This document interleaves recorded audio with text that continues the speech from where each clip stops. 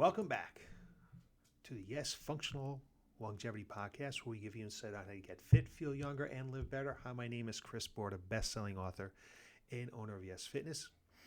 I want to thank you for taking the time today from your busy schedule to hear what I have to say. I'm going to give you some real insight on strength training. But first, a little bit of housekeeping. Mid-September, we're going to run our most successful program that we've ever run in our 23 years of existence. So I want you to keep an eye out for that marketing. I'll talk about it a little bit more as we get closer to that date. So let's get right into this. I want to talk about how to get true sustainable results over the long haul. This has to do with choosing a weight. Choosing what weight to use when lifting can be confusing, and if it's wrong, it will affect your results. Surprisingly, working at maximal effort may not produce the best results. As you get more and more experience in the gym, it can become tempting to always use the heaviest weights you're capable of. But this leads to plateaus in progress and frustration as you don't get the results you're looking for. I have a better strategy for you, and I hope this strategy helps you feel more confident the next time you choose weight in the gym. A tough habit to break when you start getting more experience with strength training is the urge to grab the heaviest weight you can. The heaviest weight you can manage for every single exercise. You always feel compelled to operate at a 10 out of 10 intensity for maximal gains. There's this feeling you get if you use less weight or perform fewer reps on a given exercise. You feel like you're either wasting your time or you're going backwards. Well, this couldn't be further than the truth.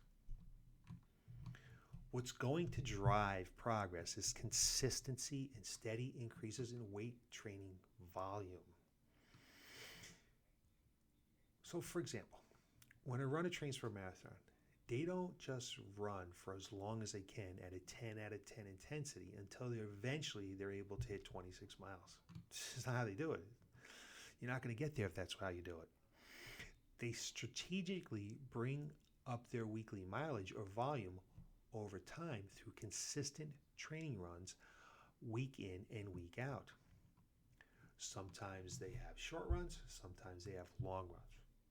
Sometimes they run quicker and sometimes they run slower. Sometimes they taper and sometimes they push. As long as they hit their target mileage, they know they're on track to achieve their goals. To demonstrate this sort of consistency and steady increase in mileage, they need to operate at a lower intensity, because if they push too hard, their progress will stall, or worse, they'll experience some sort of training injuries like a stress fracture or some other overuse injury. Now, I'd recommend using a similar approach to your strength training. Instead of worrying about operating at a 10 out of 10 intensity, I'd recommend spending most of your time in a 7 to 8 out of 10 zone. 7 to 8 out of 10.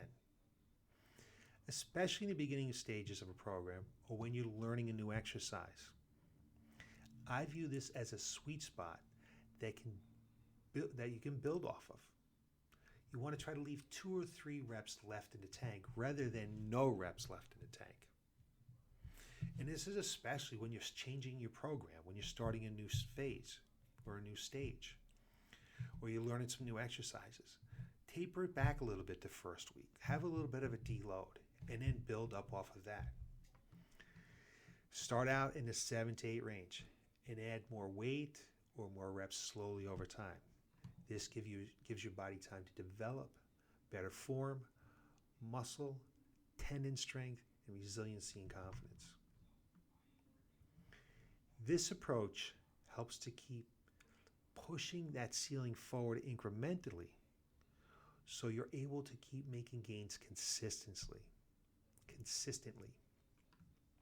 Once you can't make more progress, which is typically somewhere 4 to 6 weeks, it might be time to deload, taper, or switch the program up a bit.